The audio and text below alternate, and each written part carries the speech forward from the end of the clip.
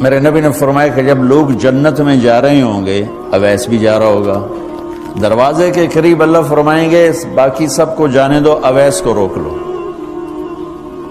تو وہ اویس پریشان ہو جائیں گے کہ اب بوئے تھے آتے کیوں رکاوٹ بن گئی، دروازے پہ آگے کیا رکاوٹ ہو گئی؟ تو وہ کہیں گے یا اللہ آپ نے مجھے کیوں روکا ہے؟ تو اللہ تعالیٰ فرمائیں گے پیچھے دیکھو، پیچھے دیکھیں گے تو جہنم کے لوگ کھڑے ہوں گے، مجرم۔ کہیں گے اویس تو نے مجھے خوش کیا ماں کی خدمت کر۔ کیا کہا؟ ماں کی خدمت کر کے۔ جو بیچاری مائیں ذلیل ہو رہی ہیں، یہاں زیادہ ہوتی ہیں، پاکستان میں کم ہوتی، پر ہوتی وہاں بھی ہیں۔ اسی سفر میں کتنی ماؤں کے اتنے پرچے آئے کہ میرا بیٹا شراب پیتا اور پھر مجھے گالیاں نکالتا۔ بھر گئے میری جیبیں پرچوں سے، کیونکہ مستورات بھی بیان میں آتی تھی، تو ہر بیان میں کوئی نہ کوئی پرچہ آیا کہ میرا بچہ مجھے گالیاں نکالتا ہے، شراب پیتا ہے، زنا کرتا ہے، پھر مجھے گالیاں نکالتا ہے۔ تو یہاں زیادہ ذلیل ہیں، ہمارے ہاں بھی کوئی کم ذلیل نہیں ہے۔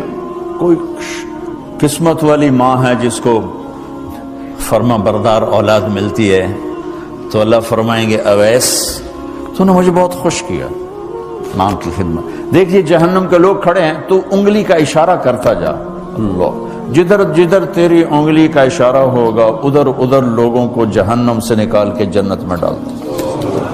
آج میں تیری طفیل لاکھوں آدمیوں کو جنت میں پہنچاؤں گا۔ عدد ربیہ و مدر، لاکھوں کا لفظ نہیں آتا، ربیہ و مدر عرب کے دو قبیلے اپنی تعداد میں سب سے زیادہ تھے۔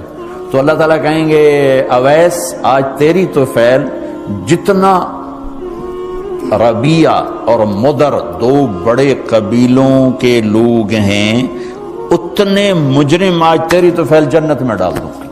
سبحان اللہ اکبر۔ جب میرے رب نے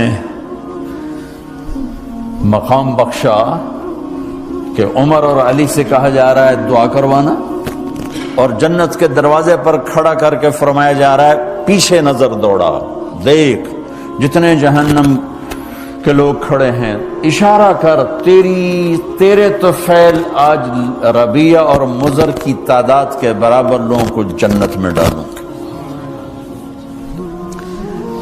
ایک اور واقعہ بھی سناتا ہوں۔ آپ نے فرمایا میں آج رات جنت میں گیا۔ ایک تو معراج ہے جو جاگتے ہوئے، خواب میں تو بہت دفعہ ہوا، آج رات میں جنت میں گیا۔ میں نے آواز سنی قرآن کی تلاوت۔ میں نے پوچھا یہ کون تلاوت کر رہا ہے؟ ان کا جی یہ حارثہ بن نعمان ہے۔ تو آپ نے کہا حارثہ بن نعمان؟ وہ تو مدینے بیٹھا ہے۔ دیکھو آپ کو سنانے کے لیے مائک لگا ہوا ہے اوپر، تھوڑے سے لوگ آپ، اور حارثہ کی آواز جنت میں جا رہی ہے اور وہ مدینے بیٹھے ہوئے ہیں، 7 آسمان پار کر کے آواز جا رہی ہے۔ وہ کیسے پوری جنت میں اس کی آواز کیوں آ رہی ہے؟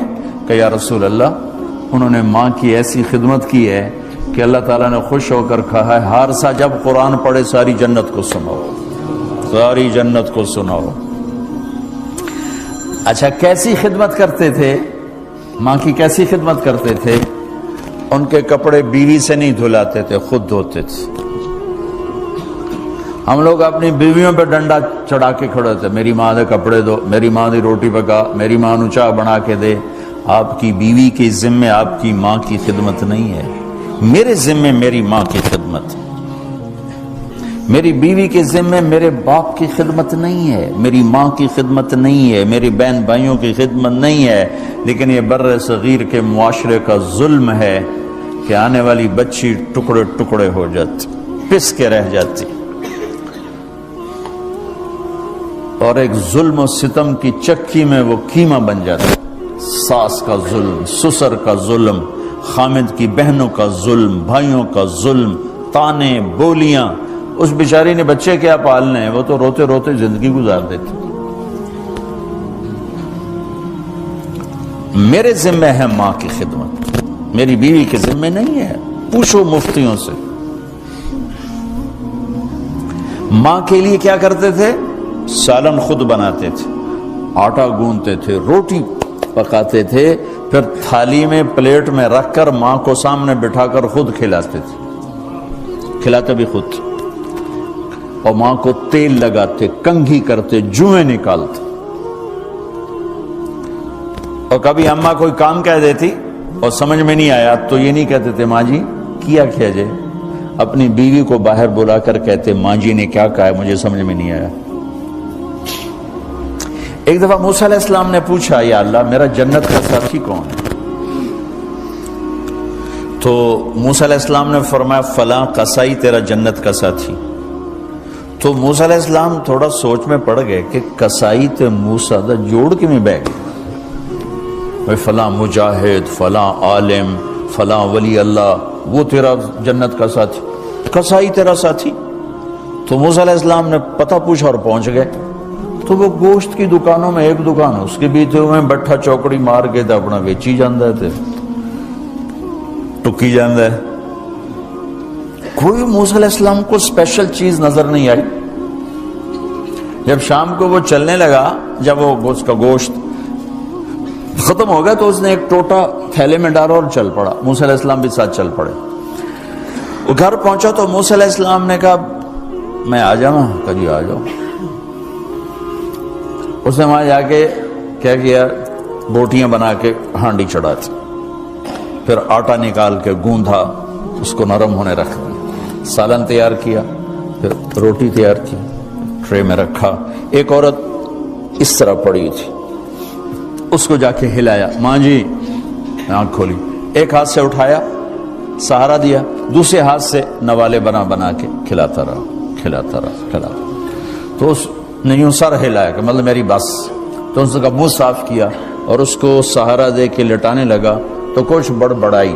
موسیٰ علیہ السلام ذرا فاصلے پر تھے، سن نہیں سکے کیا کہا۔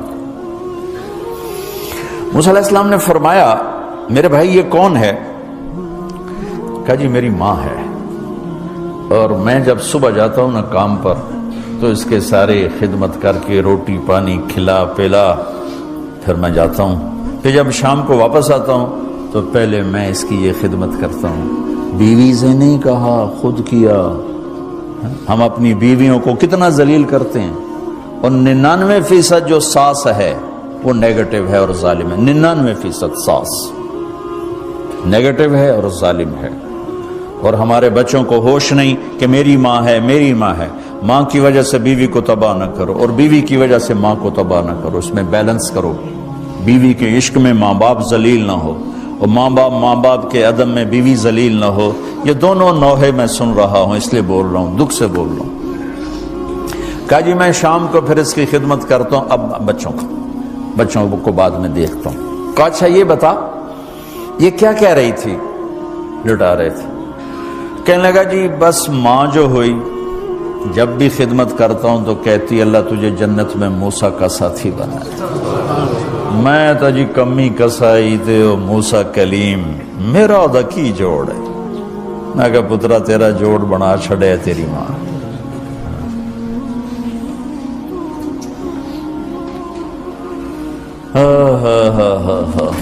ماں باپ زندہ ہیں دعا لو، فوت ہو گئے ان کی قبروں پہ جایا کرو، وہاں بیٹھ کے قرآن پڑھا کرو۔ جو بچہ پڑھے گا وہ اتنا طاقتور ہو کے ماں باپ کو لگے گا، اگر وہ فوت ہو چکے ہیں۔ زندہ ہیں دعا لو، مر گئے ان کے لیے ان کی قبر پہ نہیں جا سکتے ہو، یہاں کی زندگی بہت تیز ہے، کبھی تو جایا کرو، کسی ویکنڈ پہ چلے جایا کرو، کسی اتوار پہ چلے جایا کرو، کسی ہفتے کو چلے جایا کرو، مہینے بعد 2 مہینے بعد، سال میں ایک دفعہ سے، کہ یہ ان کا حق ہے، ان کا حق ہے۔ اور ابن القیم رحمۃ اللہ علیہ نے ایک واقعہ لکھا ہے کہ عبداللہ بن مطرف رحمۃ اللہ علیہ نے خواب دیکھا کہ قبریں پھٹیں اور لوگ نکلے اور کوئی چیز ایسے اٹھا رہے ہیں، ایسے اٹھا رہے ہیں، ایسے اٹھا رہے ہیں۔ ایک آدمی نکلا اور جا کر ایک درخت سے ٹیک لگا کے بیٹھ گیا۔ یہ اس کے پاس جا کر کہتے ہیں بھئی آپ کون لوگ ہو؟ وہ کہتے ہیں ہم ایمان والے ہیں۔ کہ یہ کیا ہو رہا ہے؟ کہ جو رشتہ دار ثواب بھیجتے ہیں یہ وہ اکٹھا کر لیں۔ کہ تم کیوں نہیں اکٹھا کر رہے ہو؟ کہ میرا بیٹا حافظ قرآن ہے، ایک قرآن روزانہ ختم کر کے مجھے بھیج دیتا ہے، تو میں نے پرچون دی لوڑ نہیں رہ جاندی، میرا تھوک دا کام۔ کہ تیرا بیٹا کیا کرتا ہے؟ کہ اس کی مٹھائی کی دکان ہے بازار میں۔ آنکھ کھل گئی، صبح ہوئی تو پہنچ گئے، بازار کھلا، دیکھا تو ایک نوجوان بیٹھا ہوا اور مٹھائی بیچ رہا اور ہونٹ ہل رہے ہیں۔ پہلے اس کو نہ چیک کرتے رہے، پھر اس کے پاس آئے، بیٹا تیرا نام کیا ہے؟ وہی نام تھا جو خواب میں سنا۔ یہ کیا پڑھ رہے ہو؟ کہ جو قرآن پڑھ رہا ہوں۔ کتنا پڑھتے ہو؟ ایک ختم روزانہ پڑھتے ہو۔ کیا کرتے ہو؟ کہ والد کو ایصال ثواب کرتا ہوں۔ کیا اتنی مشقت کیوں اٹھاتے ہو؟ کہ وہ میرے لیے بہت کچھ چھوڑ گیا، میں چاہتا ہوں میں بھی اس کے لیے کچھ حصہ بنتا رہوں۔ تو یہ والدین کے حقوق میں سے ہے کہ اگر وہ چلے گئے ہیں ان کے لیے ایصال ثواب۔